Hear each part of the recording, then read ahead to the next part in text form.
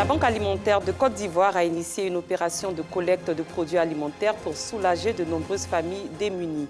Le président de la CAF, Patrice Motsepe, a annoncé la création d'un championnat de football scolaire panafricain. Bonsoir, vous suivez le 19h sur RTI2.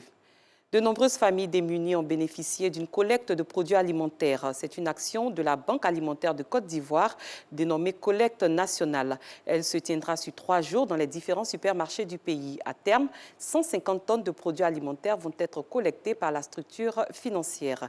Nousangaré Pagasorokone de Madangui. C'est l'un des plus grands supermarchés du pays. Daniel y est pour des achats dans le cadre d'une opération de collecte de produits alimentaires. C'est avec beaucoup d'enthousiasme que je participe et j'invite tous les Ivoiriens et tous ceux et toutes celles qui peuvent faire parler leur cœur de songer à ces milliers d'enfants, à ces personnes vulnérables qui ont besoin qu'on leur apporte de trop peu. Venus de divers horizons, ils étaient nombreux à prendre part à cette opération qui vise à venir en aide aux démunis. Nous sommes au XXIe siècle et c'est quand même difficile de voir des familles qui n'arrivent pas à joindre debout. Donc il est quand même important pour des personnes comme nous, à qui peut-être je peux dire Dieu a quand même fait grâce, de pouvoir aider ceux qui n'en ont pas. Voilà pourquoi je me mets dans la peau de ces personnes qui, à l'époque, n'avaient pas, aujourd'hui qui en ont.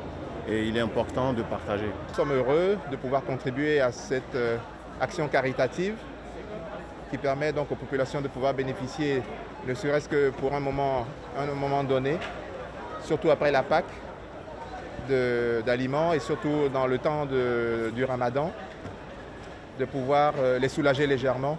L'opération vise à collecter 150 tonnes de produits alimentaires. Ce sera des produits secs, nous collectons uniquement des produits secs, des conserves, du céréal, du lait, de l'huile. Nous invitons la population à faire preuve de partage.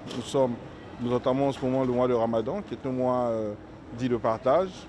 Du coup, nous invitons tout le monde à investir toutes ces surfaces qui seront sur la plupart des surfaces d'Abidjan. Démarrée ce vendredi 16 avril, cette opération dénommée Collecte nationale va se poursuivre jusqu'au dimanche 18 avril dans les différents supermarchés du district d'Abidjan. Initiatrice de l'opération, la Banque alimentaire de Côte d'Ivoire est une association à but non lucratif dont la vocation purement alimentaire a pour objectif de lutter contre la faim et la malnutrition. Le reportage de Nousangaré est commenté par Bintou Pekele. L'ONG Fria assiste elle aussi plusieurs familles en détresse en ce mois de Ramadan. Elle a procédé hier à la distribution de kits alimentaires aux populations du quartier Kolatié dans la commune d'Abobo. Pagasorokone de Madangui. Siège de l'ONG Fria situé au quartier Kolatié dans la commune d'Abobo. Lieu choisi par les responsables de cette organisation non gouvernementale pour offrir aux familles en détresse et aux personnes vulnérables de la commune des enveloppes et des kits alimentaires. Objectif, voler au secours de ces familles défavorisées en cette période de jeûne musulman. Vous savez, le ramadan est un mois sacré pour les musulmans. À l'ONG Fria, on n'a pas que des veuves musulmanes, on a toutes sortes de religions. Mais à chaque fois qu'il y a une circonstance qui se présente, on fait en sorte à satisfaire les veuves qui sont donc dans cette religion. Aujourd'hui, c'est le tour des musulmanes parce que nous sommes dans le mois de carême. On sait que les veuves sont démunies, c'est difficile au quotidien de manger et tout. Mais dans le mois de carême, encore, c'est encore plus compliqué. C'est pourquoi dès le début du mois de carême, on fait en sorte à leur donner quelque chose pour qu'elles puissent faire leur rupture tranquillement. C'est une journée de joie immense qui m'anime parce que c'est que 200 veuves qui seront en joie, qui vont faire la rupture ou bien faire le sohor. Et ce don qui est donné, il y a du riz, il y a du lait, il y a de l'huile et ensuite il y a du sucre. Heureux, les bénéficiaires ont tenu à traduire toute leur reconnaissance aux donateurs. Leur souhait que d'autres ONG et associations humanitaires emboîtent le pas à l'ONG Fria. Vraiment, je suis contente et vraiment contente d'avoir reçu l'argent et le colis que vous voyez. Et vraiment, je remercie l'ONG Fria parce que depuis le décès de mon mari, je suis avec eux. Et toutefois qu'ils ont quelque chose, ils nous appellent et puis ils nous en donnent. Ils donnent en beaucoup, sans nous demander quoi que ce soit en retour. Donc moi, je les remercie, je leur suis reconnaissante. L'ONG Fria mène de nombreuses actions sociales en faveur des veuves, des orphelins et des personnes vulnérables depuis sa création en 2013. Les responsables de cette association entendent les jours à venir multiplier ces actions de portée sociale dans d'autres quartiers et sous-quartiers d'Abobo en vue de donner aux personnes vulnérables le sourire. Les femmes de la CAFER, Confédération des associations féminines pour l'émergence du Sud Comoé, ont célébré la journée internationale des droits de la femme à Adiaké, département du sud-est de la Côte d'Ivoire.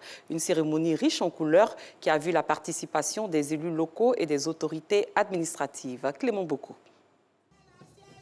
Les femmes du Sud Comoé réunies au sein de la CAFER, Confédération des associations féminines pour l'émergence du Sud Comoé, entendent jouer un rôle prépondérant dans le développement de leur région. Pour la célébration de la Journée internationale des droits de la femme, c'est la ville d'Adiaké qui a été choisie pour lancer leur message en faveur de la promotion des droits de la femme.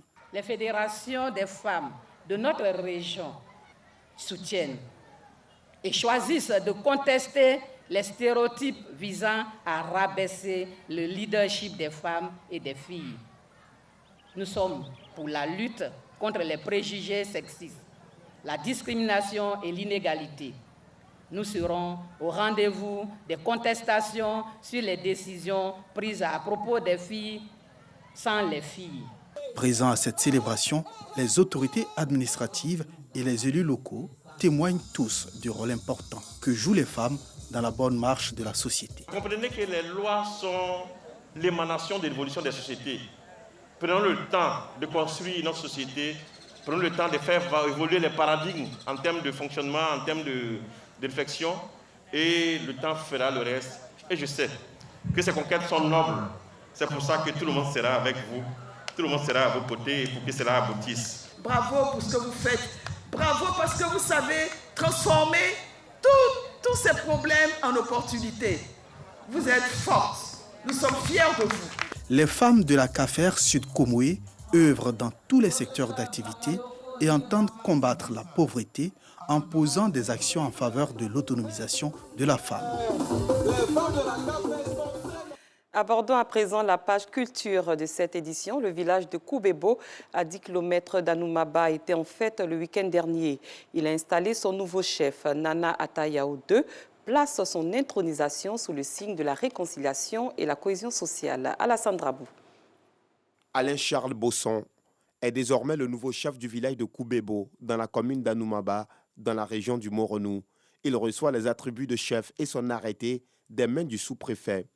Alain-Charles Bosson portera le nom de Nana Atayao II. Son intronisation, il la place sous le signe de la cohésion sociale et de l'union.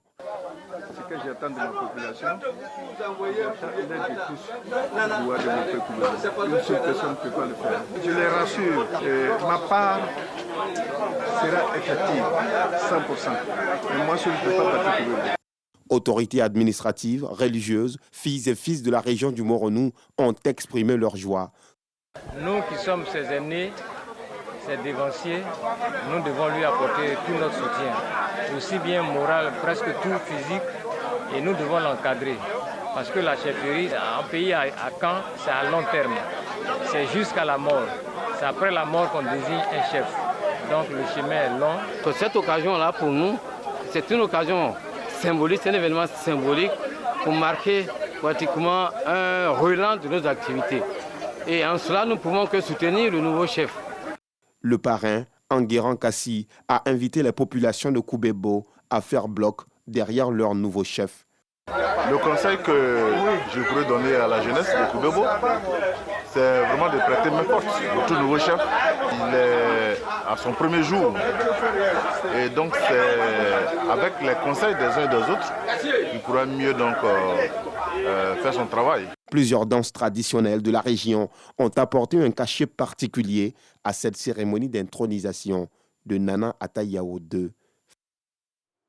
Le Djeli Théâtre signe son retour sur scène avec à sa tête Buis de Fer. Les pièces interprétées visent à sensibiliser aux questions de paix et de cohésion, ainsi qu'à conscientiser les spectateurs et téléspectateurs sur les phénomènes qui minent la société. La troupe a choisi l'Institut français pour marquer son retour. Franck Quadiou. Institut français, le Djeli Théâtre à nouveau sur scène. les juger, les frapper et les condamner. Quand nous sommes dans un état de droit. J'ordonne que le temps s'arrête. C'est le spectacle proposé. La troupe mêle dramaturgie classique fortement colorée et comédie musicale. Il s'agit de représenter les réalités sociales afin de contribuer à l'éveil des mentalités. On a choisi le thème pour participer à la sensibilisation de la population quant à la pratique démocratique dans un pays. Le théâtre a toujours contribué à l'éveil national. Il est maintenant question que peut-être les hommes de théâtre se réveillent, mais comme ils ont envie de le faire, mais par manque de moyens, c'est compliqué. Je demande aux hommes politiques de nous accompagner. Ceux qui ont des moyens de nous accompagner, il ne suffit pas de dire que le théâtre n'existe pas. Le théâtre existe. On a besoin simplement qu'on soit soutenu. Un spectacle comme un pied de nez au peu d'engouement autour des arts de la scène. La troupe du comédien Guy Defer entend désormais s'inscrire dans la durée en guise de soutien les autorités municipales de la commune de Yopougon. Mais le Djeli Théâtre, déjà avec à sa tête M. Guy Defer, se bat pour maintenir la flamme du théâtre en Côte d'Ivoire. Parce que, comme il le disait tout à l'heure, le théâtre a beaucoup de difficultés pour se lancer parce que les jeunes aujourd'hui ont choisi d'autres voies. Voilà, et je crois que c'est une pièce de théâtre que nous venons de regarder. J'encourage en tout cas tous nos compatriotes à aller regarder. Trucs, il faut soutenir. C'est des trucs, on en a besoin. On en a besoin pour nos traditions, pour nos valeurs. Et j'en ai eu beaucoup. Faire revivre le théâtre, le credo pour la réussite de la conquête du public en cours. Bientôt seront organisées des tournées à travers les communes d'Abidjan et même au-delà du continent. En sport football, le président de la Confédération africaine de football, Patrice Motsepe, a annoncé la création d'un championnat de football africain alors qu'il effectuait une visite de travail à Kinshasa, capitale de la République démocratique du Congo. Ce championnat va reprendre le schéma de la compétition interscolaire pilote de la RD Congo et s'étendra aux 6 zones d'Afrique. Il ira jusqu'au stade d'une finale continentale. Nous restons à l'étranger. Le gouvernement américain de Joe Biden a annoncé jeudi une série de sanctions financières contre la Russie et l'expulsion de 10 diplomates russes en réponse à des cyberattaques et des ingérences dans l'élection présidentielle de 2020 attribuée à Moscou. En retour, la Russie a annoncé aussitôt la convocation de l'ambassadeur américain. Pommes de terre, laitues et oignons cultivés dans le sable en bord de mer, des agriculteurs tunisiens s'efforcent de préserver un délicat système d'irrigation face à la pénurie d'eau. Anissette Konan et Georgette Ido nous conduisent en Tunisie. Gab El Mel Tunisie. Ces agriculteurs préservent une technique unique de culture sur sable dans ces lagunes d'eau salée. Cela fait au moins 6 ou 7 ans que je travaille cette terre. C'est un travail très difficile et tout se fait à la binette. On commence en automne et on bine 2 ou 3 fois. On met aussi le fumier sur la tranchée que l'on rentre avec la brouette pour fertiliser la terre. Ce système ancestral permet de cultiver sans irrigation artificielle. L'eau de pluie de ruisselle des collines et reste piégée au-dessus d'une couche salée. La marée pousse, l'eau salée et l'eau douce qui alimentent les légumes. Mais le changement climatique menace le système naturel. Sur les 10 ou 15 dernières années, on souffre à cause de 2 choses. D'une part, d'un énorme manque de pluie. D'autre part, le niveau de l'eau qui, comme en novembre 2019, a beaucoup monté et a complètement inondé d'eau salée les terres dont le niveau est bas.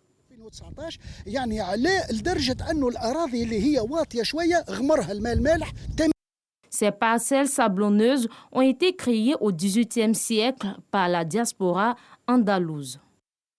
Cette édition est terminée. Merci de l'avoir suivi. Très bonne soirée et excellent début de week-end. À très bientôt.